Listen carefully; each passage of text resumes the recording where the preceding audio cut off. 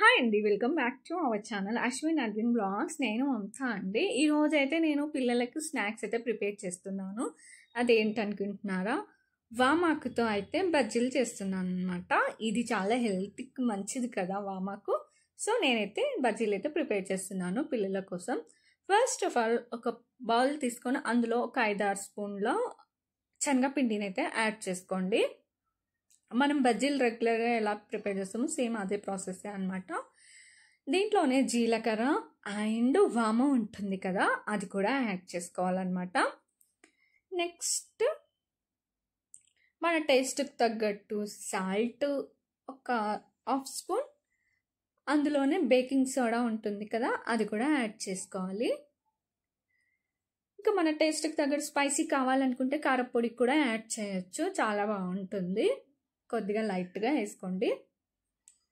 ఇంకా ఇందులోనే ఆయిల్ని హీట్ చేసి ఒక 2 స్పూన్ వేసుకోవాలండి. ఎందుకంటే ఆయిల్ని హీట్ చేసి ఈ పిండిలో వేయడం వల్ల బజ్జీలు అనేది క్రిస్పీగా వస్తాయి. సో అందుకోసం నేనైతే ప్రతిసారి ఇలాగే ఆయిల్ని అయితే వేస్తాను.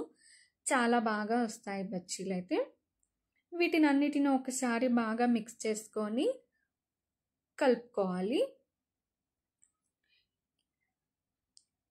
ఇలా కలుపుకున్న పిండిలో కొద్దిగా వాటర్ యాడ్ చేస్తూ పిండిని కలుపుకోవాలండి.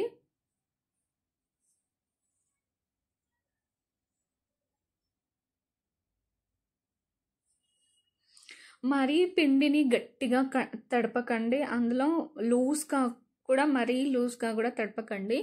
మీడియంలో మనం ఇట్లా ఆకు పెడితే ఆకు మొత్తం అంటుకోవాలి. ఇప్పుడు పొటాటో బజ్జీలు చేస్తాం కదా, సేమ్ యాజ్ ఇట్ ఈజ్ అలానే చేసుకోవాలండి వీటిని కూడా. కానీ చాలా బాగుంటాయి, చాలా టేస్ట్ కూడా చాలా బాగుంటుంది. ఒక్కసారి ట్రై చేసి చూడండి, చాలా బాగుంటుంది. ఇంకా దాని తర్వాత ఒకటి ఇలాగా పిండిలో అద్ది లైట్గా పిండి దానికి తగిలేటట్టు వామాకును అందులో స్ప్రెడ్ చేసి ఆయిల్లో ఫ్రై చేసుకుంటే అయిపోతుందండి. ఇంతే అండి. ఇలా వేయించుకొని గోల్డెన్ కలర్లో వచ్చేటట్టు వేయించుకోండి. కొంచెం స్లిమ్లో పెట్టుకోండి గ్యాస్ని అయితే. ఎందుకంటే కొంచెం హైలో పెట్టుకుంటే పిండి అనేది లోపల అలాగే పిండి ఉండిపోతుంది కదా. సో మీడియంలో పెట్టుకొని వేయించుకుంటే బజ్జీలు చాలా టేస్టీగా ఉంటాయి. మీరు ఎవరైనా ట్రై చేస్తారా ఈ బజ్జీలు? ఈ ఆకుతో చేసే బజ్జీలు అయితే చాలా బాగుంటాయి. మీరు కూడా ఒకసారి ట్రై చేయండి. ఇంతే అండి, చాలా సింపుల్, చాలా టేస్టీ కూడా ఉంటుంది. ఇలా మీరు కూడా వీడియోలో చూపించిన విధంగా చాలా సింపుల్గా ట్రై చేసి చూడండి, చాలా బాగుంటాయి. ఇంకా ఆనియన్ కొత్తిమీరతో సర్వ్ చేసుకొని తింటే అయిపోతుంది. ఇదండి ఈరోజు వీడియో. ఈ వీడియో కనుక మీకు నచ్చినట్లయితే లైక్ చేయండి, షేర్ చేయండి, కామెంట్ చేయండి.